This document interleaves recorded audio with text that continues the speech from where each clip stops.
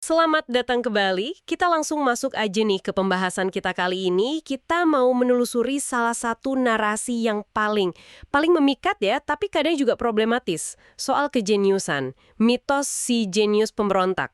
Sumber kita hari ini itu dari buku Helen Lewis, The Genius Myth, spesifiknya bab 9 yang judulnya The Rebel. Jadi fokus kita ya di bab itu, misinya kita mau coba bongkar gitu. Kenapa sih kita ini kok kayaknya tertarik banget sama figur jenius yang digambarkan melawan arus, dianggap aneh, atau bahkan ditolak mentah-mentah di zamannya, sebelum akhirnya ya terbukti benar. Iya, iya. Kita akan lihat gimana narasi ini muncul di sains seni sampai ke kasus kontemporer yang, wah ini cukup kompleks dan agak mengganggu juga. Jadi buat Anda yang mau paham lebih dari sekedar cerita heroik permukaannya, yuk kita telusuri bareng-bareng. Tentu. Narasi pemberontak ini memang punya daya tarik yang luar biasa kuat kan? Kita semua pasti pernah dengar cerita semacam itu. Iya, sering banget. Penemu atau seniman gitu, idenya visioner, tapi awalnya dicemooh, dianggap gila lah, aneh lah, tapi sejarah kemudian, wah membenarkan mereka.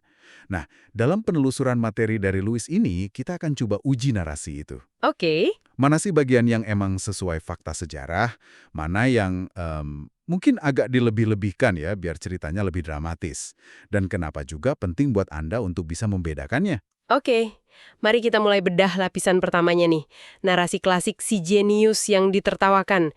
Saya jadi keingat lirik lagu Ella Fitzgerald itu loh. Oh, yang mana tuh? Yang They all laughed at Christopher Columbus when he said the world was round.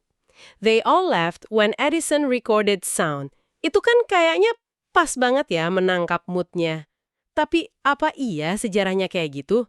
Bab 9 di buku Lewis ini langsung nantang asumsi itu kan? Menarik sekali, karena ternyata ya, nggak sesederhana itu. Kita ambil contoh Columbus deh. Menurut Lewis, dia itu nggak perlu susah payah meyakinkan orang kalau bumi itu bulat. Oh iya, bukannya itu perjuangan dia? Justru nggak. Mayoritas kaum terpelajar di Eropa abad ke-15 tuh udah pada nerima fakta itu kok. Perdebatan sebenarnya itu lebih ke soal ukuran bumi. Nah, Columbus ini malah salah hitung. Salah hitung gimana? Dia nganggap bumi itu jauh lebih kecil dari sebenarnya.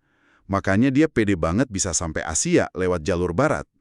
Bahkan, Columbus sendiri punya teori yang agak aneh. Dia bilang bumi itu bentuknya kayak buah pir. Ah, buah pir? Serius? Iya, jadi cerita dia membuktikan bumi bulat itu ya, mitos aja. Wah, oke. Terus kalau Edison dengan fonografnya, itu kan penemuan revolusioner, masa sih nggak ditolak awalnya? Nah, ini lagi, justru sebaliknya. Bab ini nunjukin kalau fonograf itu sukses besar. Ya, sejak awal. Langsung sukses? Iya, Edison langsung jadi selebriti internasional gara-gara itu, dijuluki penyihir dari Menlo Park. Alatnya laku keras. Jadi, narasi kalau dia ditertawakan pas pertama kali rekam suara itu, ya lebih kayak bumbu dramatis aja, bukan fakta. Kenapa ya mitos kayak gini bisa awet banget? Mungkin ya, karena kita ini lebih suka cerita underdog gitu kan. Cerita pahlawan yang ngadepin rintangan, ngalahin keraguan. Rasanya lebih heroik aja, lebih memuaskan gitu secara cerita, daripada cerita sukses instan. Narasi jenius ditolak itu seringkali lebih memikat daripada akurat. Kita cenderung milih atau ingat cerita penolakan awal, mungkin karena itu bikin citra kepahlawanannya lebih kuat ya. Betul. Tapi kalau gitu, ada nggak sih contoh di mana narasi penolakan itu emang beneran kejadian? Sumber ini pasti bahas juga kan? Gimana kalau Ignaz Semmelweis? Nah, Semmelweis, ini dia contoh yang sering banget dikutip buat mendukung mitos jenius pemberontak yang tragis itu. Dia dokter Hungaria abad ke-19. Yang soal cuci tangan itu kan? Tepat. Dia nemuin kalau cuci tangan pakai larutan klorin oleh dokter itu bisa drastis banget nurunin angka kematian ibu gara-gara demam nifas di bangsal bersalin. Ide yang sekarang jadi dasar kebersihan medis kan? Tapi dia nggak dipercaya waktu itu kan? Malah dianggap nyinggung para dokter terhormat. Betul sekali.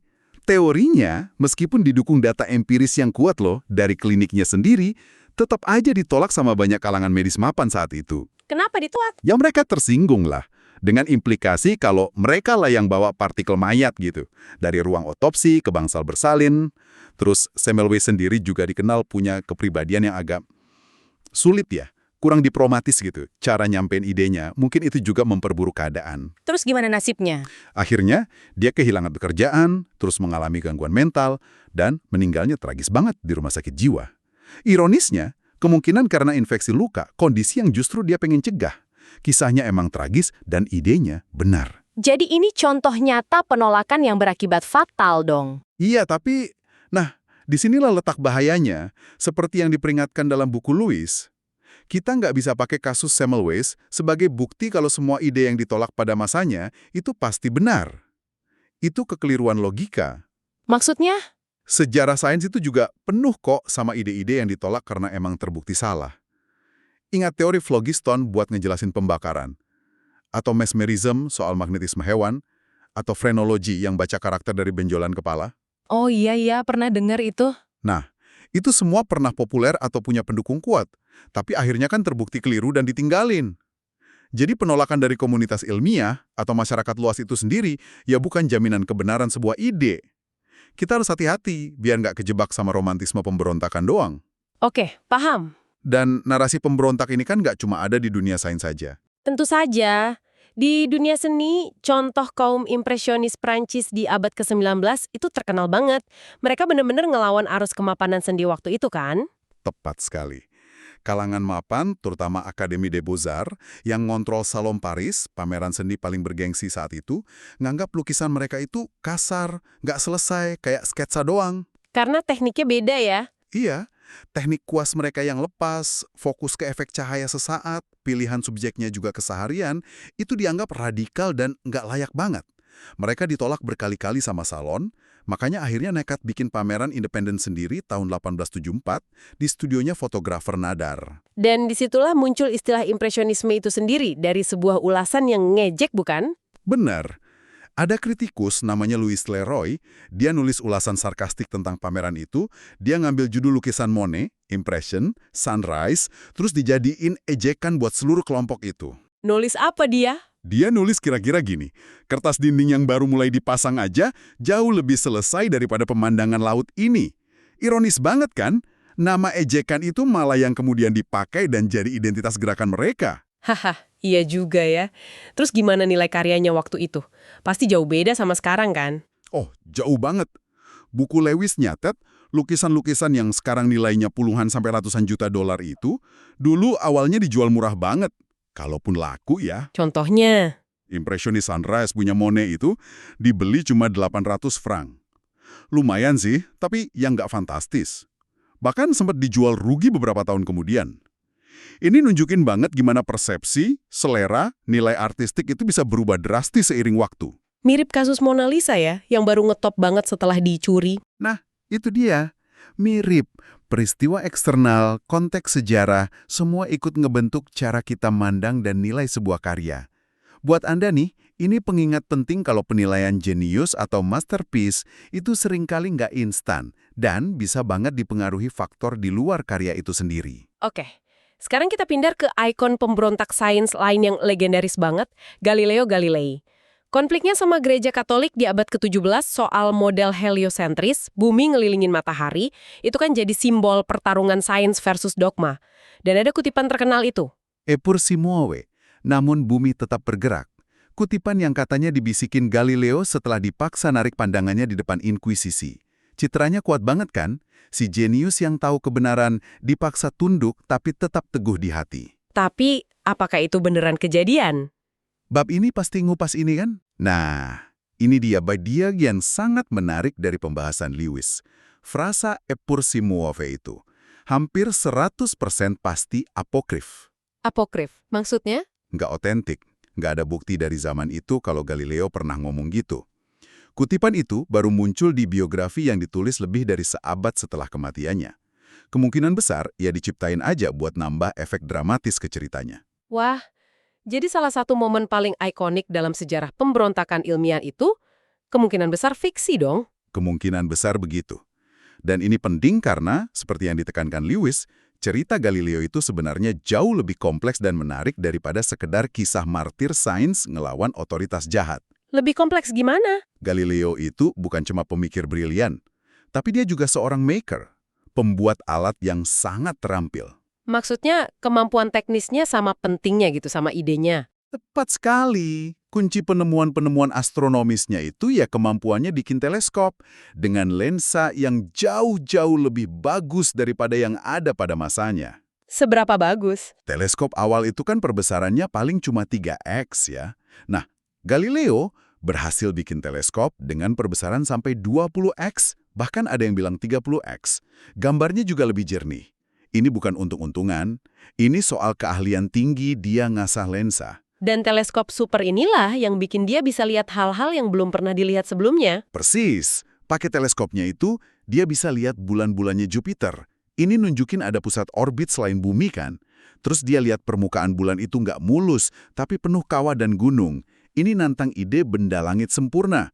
Dan yang paling krusial, Apa tuh? dia bisa ngamatin fase-fase Venus. Fase Venus yang mirip fase bulan, dari sabit sampai penuh gitu, itu cuma mungkin terjadi kalau Venus ngorbit matahari, bukan bumi. Ini bukti observasional yang kuat banget buat dukung model heliosentris Copernicus. Wah, jadi ini mendukung argumen kalau kemajuan sains itu seringkali nggak cuma didorong ide baru, tapi juga teknologi baru yang memungkinkan observasi baru ya? Benar. Lewis ngutip sejarawan sains Peter Gallison yang menekankan peran instrumen dan teknologi dalam revolusi ilmiah. Kemajuan sering terjadi di persimpangan antara teori dan kemampuan buat nguji atau ngamatinya dengan cara baru. Oke. Selain itu, Lewis juga ngelukiskan Galileo bukan sebagai martir yang pasif aja gitu. Dia tuh sadar banget pentingnya klaim penemuan dan prioritas. Dia buru-buru nerbitin penemuannya di Sidereus Nuncius. Biar nggak keduluan orang lain. Kayaknya gitu. Waktu dia nemuin fase Venus, dia bahkan ngirim anagram Latin yang rumit ke Johannes Kepler buat ngunci klaimnya dulu. Sebelum dia benar-benar yakin atau sebelum orang lain, kayak Astronomie Suite yang juga lagi ngembangin teleskop kuat, bisa ngeklaim itu. Jadi, ada ambisi, persaingan, strategi juga di balik layar. Bukan cuma pencarian kebenaran murni. Ini ngasih gambaran yang jauh lebih kaya dan manusiawi ya tentang Galileo. Nggak sekedar ikon datar, kita emang seringkali tertarik sih sama ide jenius yang melanggar aturan, si outsider yang berani nantang kemapanan. Fisikawan Freeman Dyson, kayak yang dikutip Lewis, bahkan bilang kalau terobosan sering datang dari amatir berbakat yang nggak terbebani dogma para ahli. Ada daya tarik emosional yang kuat banget di narasi itu ya, romantisme sang penantang. Tapi seperti yang udah kita singgung tadi, sama contoh pseudoscience, ada resiko nyata kalau kita terlalu gampang terpikat sama citra pemberontak ini. Risikonya apa aja? Ya, itu tadi, ide yang ditolak belum tentu benar. Dan ada bahaya lain yang lebih gelap, yang dibahas cukup dalam di bab ini, yaitu konsep yang disebut Lewis sebagai benefit of clergy. Benefit of clergy, apa tuh artinya? Istilah ini aslinya ngerujuk ke hak istimewa historis yang dulu dipunya kaum rohaniwan tertentu. Nah, dalam konteks mitos jenius ini, Lewis pakai istilah itu buat ngegambarin gagasan atau mungkin lebih tepatnya alasan ya. Kalau status jenius itu seolah-olah ngasih semacam kekebalan atau izin khusus. Izin buat apa? Izin buat ngelanggar norma sosial, buat berperilaku buruk, eksentrik secara ekstrim, atau bahkan dalam kasus yang paling parah dan mengganggu, buat ngelakuin tindakan kriminal. Seolah-olah aturan biasa tuh nggak berlaku buat mereka yang dianggap punya bakat luar biasa. Kasus Chris Good? Ya, Chris Good. Dia ini pembuat teater avant-garde di Inggris. Di awal dekade 2010-an gitu, dia dipuja sama sebagian kalangan kritikus dan penonton sebagai figur jenius yang pemberontak. Karyanya gimana? Karyanya digambarin sebagai punk, sangat personal, sering nantang batas, dan eksplisit secara seksual. Sumber kita ngutip ulasan dari media top kayak The Guardian yang muji dia setinggi langit. Nyebut dia pembuat teater dengan bakat dan kasih sayang tak terbatas. Dia kayak ngebangun semacam kultus pengikut gitu di sekelilingnya. Tapi, di balik fasad itu ada kenyataan yang mengerikan ya. Sangat mengerikan. Tahun 2021, terungkap kalau Chris Good ini adalah seorang pedofil. Yang bikin kasus ini relevan banget sama pembahasan kita soal mitos jenius pemberontak adalah pengakuan Good sendiri. Pengakuan gimana? Pengakuan yang dia tulis sebelum bunuh diri. Dalam pengakuannya itu, Gude secara eksplisit, dan ini yang paling bikin gak nyaman, mencoba ngaitin dorongan artistik sama dorongan kriminalnya. Maksudnya gimana itu? Dia bilang apa? Dia bilang kalau impuls yang bikin dia jadi penulis drama yang inovatif dan ngelanggar batas, itu adalah impuls yang sama dengan yang ngedorong dia ngelakuin pelecehan seksual ke anak laki-laki. Louis ngutik catatan Gude soal sesi terapinya, di mana terapisnya bilang, "It's all about getting other boys to do things, isn't it?"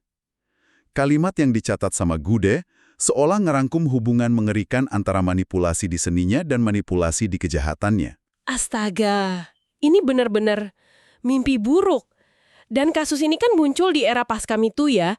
Langsung nyeret kita ke perdebatan etis yang sulit banget. Bisa nggak sih, atau harus nggak sih kita misahin karya seni dari penciptanya? Iya, iya. Apalagi kalau kejahatan penciptanya semengerikan itu. Dan dalam kasus ini, bahkan dikaitin sama si pelaku dengan proses kreatifnya sendiri. Persis. Ini dilema yang luar biasa berat. Nggak cuma buat penikmat seni yang mungkin pernah kagum sama karyanya, tapi terutama buat orang-orang yang pernah kerja bareng dia, yang pernah promosiin dia. Louis ngutip penulis dan kolaborator Good namanya Maddie Costa, yang secara terbuka bergelut gitu sama perasaannya. Costa mempertanyakan sejauh mana pujian dan pembentukan kultus jenius di sekitar Good itu mungkin secara nggak sengaja udah ngasih dia semacam perlindungan atau bikin dia bisa nyembunyiin sisi gelapnya lebih lama. Pertanyaan yang menghantui banget ya. Apa pemujaan terhadap jenius pemberontak ini ikut andil dalam melanggengkan kejahatannya? Ya, kasus Gude ini jadi contoh ekstrim dan tragis tentang gimana mitos jenius pemberontak bisa jadi sangat berbahaya. Ketika status jenius yang seringkali subjektif dan dibentuk oleh narasi, dijadiin tameng, alasan, atau bahkan pembenaran implisit buat perilaku predator. Ini jauh banget dari sekedar eksentrisitas. Ini soal kerusakan nyata pada korban. Benar. Betul. Ini nunjukin sisi paling gelap dari konsep benefit of clergy yang dibahas Lewis tadi. Anggapan kalau bakat luar biasa itu ngasih hak istimewa buat ngelanggar batas moral dan hukum yang paling dasar. Mitos pemberontak dalam bentuknya yang paling toksik bisa dipakai buat ngelindungin pelaku kejahatan. Jadi setelah kita nelusuri berbagai contoh dari bab 9 buku Helen Lewis ini, apa dong kesimpulan yang bisa kita tarik soal mitos jenius pemberontak ini? Kesimpulannya mitos ini tuh kuat banget ya, meresap banget di budaya kita. Dan ya, memikat banget. Ada elemen kebenarannya di beberapa cerita kaum impresionis emang awalnya ditolak dan diremehin. Kisah Semmelweis itu tragedi nyata soal ide bagus yang ditentang. Tapi banyak juga yang nggak benar atau dilebih-lebihkan ya. Nah, itu dia. Seperti yang kita lihat, banyak juga elemen fiksi atau penyederhanaan yang berlebihan. Columbus nggak membuktiin bumi bulat ngelawan semua orang, Edison sukses besar sama fonografnya, dan gumaman e pur si muove, Galileo itu hampir pasti cuma legenda. Dan mitos ini cenderung nyederhanain cerita yang sebenarnya jauh lebih kompleks. Kayak cerita Galileo tadi, ternyata bukan cuma soal pertarungan ide abstrak lawan dogma. Tapi juga melibatkan faktor krusial kayak keahlian teknis bikin instrumen, ambisi pribadi, dinamika persaingan ilmiah di masanya. Ketat. Dan penyederhanaan ini tuh bukannya tanpa konsekuensi. Seperti yang kita diskusikan, mitos ini bisa berbahaya dalam beberapa hal. Pertama, yaitu tadi, bisa bikin kita sadar atau nggak sadar, ngasih kelonggaran atau maklumin perilaku buruk bahkan kriminal atas nama kejeniusan. Itu bahaya benefit of clergy. Oke, bahaya pertama. Yang kedua? Kedua, mitos ini bisa ngaburin pemahaman kita tentang gimana inovasi dan kemajuan itu sebenarnya terjadi. Maksudnya, inovasi seringkali bukan hasil kerja satu pemberontak tunggal gitu. Seringkali begitu. Materi dari Louis ini ngingetin kita kalau inovasi itu kompleks. Iya sih, ide brilian itu penting, tapi seringkali juga melibatkan faktor lain. Faktor apa aja tuh? Kayak pengembangan teknologi baru, contohnya Galileo sama teleskopnya. Terus kerja tim dan kolaborasi. Ini sering diabaikan dalam narasi jenius tunggal. Waktu yang tepat, alias timing. Keberuntungan. Bahkan adanya infrastruktur pendukung kayak lab yang didanai baik, kayak kasus Edison, atau jaringan patronase. Mitos pemberontak Solo itu seringkali ngabain semua elemen kontekstual dan kolaboratif ini. Oke, jadi ada bahaya benefit of clergy, terus pengaburan soal proses inovasi, ada lagi bahaya ketiga. Bahaya ketiga, yang juga udah kita singgung dikit tadi, yaitu ketika narasi ditolak oleh kemampanan, ini dijadiin satu-satunya justifikasi buat promosiin ide-ide yang sebenarnya keliru, atau bahkan bahaya. Kayak pseudoscience atau teori konspirasi gitu ya? Betul. Juga karena sebuah ide itu ditolak atau dianggap aneh, nggak otomatis bikin ide itu jadi benar. Kita perlu kriteria penilaian yang lebih kuat daripada sekedar status pemberontak. Ini semua, wah jadi banyak ya yang perlu kita pikirin ulang. Ini menyisakan sebuah pertanyaan penting nih buat Anda renungkan lebih lanjut setelah kita bedah narasi jenius pemberontak dari sumber kita hari ini. Mengingat betapa gampangnya narasi ini, kisah si outsider yang ngelawan arus, dipakai. Baik buat tujuan yang problematis, kayak maafin perilaku buruk atau kejahatan, contohnya kasus Gude tadi, maupun buat promosiin ide-ide nggak berdasar cuma karena mereka beda. Nah, gimana seharusnya kita bersikap? Pertanyaan bagus. Gimana kita deketin figur-figur masa kini di teknologi, politik, seni, atau bidang lain yang secara aktif ngebangun citra sebagai pemberontak, pendobrak, atau outsider? Apalagi kalau klaim, karya, atau perilaku mereka kontroversial. Di mana kita narik garis batasnya? Antara disrupsi yang mungkin emang perlu dan bawa kemajuan, dengan pelanggaran etika atau penyebaran gagasan bahaya yang cuma ngumpet di balik topeng pemberontakan. Iya, batasnya di mana itu? Kapan skeptisisme kita terhadap klaim pemberontak ini justru harus lebih diutamain? Nah, itu mungkin jadi bahan pemikiran buat kita semua.